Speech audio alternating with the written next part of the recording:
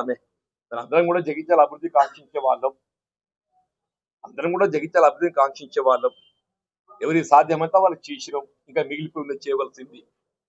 దాన్ని కూడా అందరం బాధ్యత వహిస్తాం.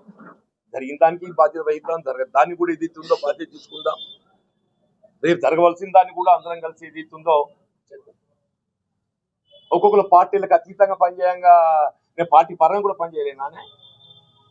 కొంతమంది ఏది నాకు ఏ పార్టీకి సంబంధం లేదు, నాకు అభివృద్ధి ముఖ్యం, అన్ని పార్టీలు నా పార్టీలు అని అంటున్నారు కూడా ఉన్నారు లేదానే.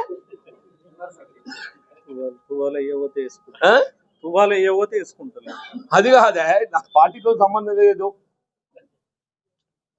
అనేటోళ్ళు కూడా ఉన్నారు. బిస్కెట్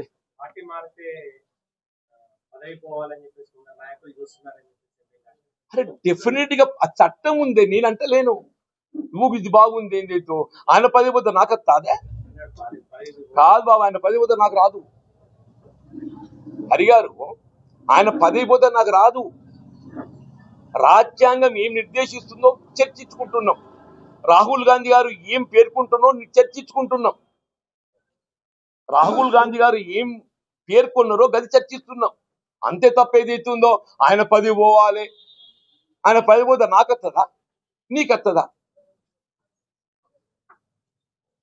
ఎవరైనా చట్టాన్ని ఉల్లంఘిస్తే చట్టం తన పని తను చేసుకోవాలని కోరుకుంటాం. మీరు మొన్న అడిగితే కూడా చెప్పింది నేను, స్పీకర్ గారి పరిధిలో ఉన్నది, స్పీకర్ గారు ఏది ఇస్తుందో వారు రాజ్యాంగ నిబంధనలకు అనుగుణంగా నిర్ణయం తీసుకుంటారు అని చెప్పి నేను భావిస్తున్నాను చెప్పాను. నువ్వు ఎక్కడికి పట్టుకొచ్చి నౌకరు పోవాలని కోరుకుంటున్నా అంటే ఏమన్నట్టు నువ్వు నేను అన్నానా?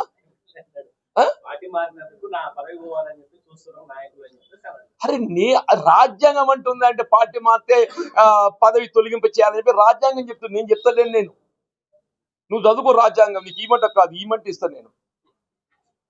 రాజ్యాంగ నిబంధనలు ఏం చెప్తున్నాయో మీకు కావాలి, మీరు చదువుకోలేదు అంటలేను నేను.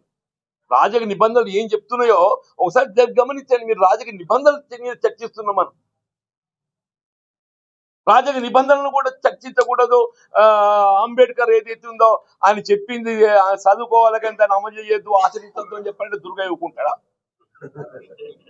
మా బండశంకర్ ఊరుకుంటాడా? అంటే అంబేద్కర్ అంటారు, ఇక మా అంబేద్కర్ చెప్పింది ఒక్కడు ఆచరించాడు మీరే మనుషులు అని చెప్పి అంటారు అన్నారే.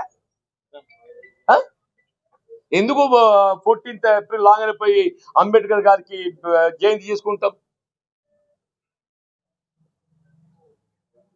ఎందుకు? వారి ఆలోచన విధానాన్ని గౌరవించి రూపొందించిన రాజ్యాంగాన్ని గౌరవించే కదనే, రూపొందించిన రాజ్యాంగాన్ని గౌరవించే. నువ్వేమంటావు? గౌరవించాలంటావా వద్దంటావా? నువ్వేమంటావు చెప్పు ఇప్పుడు.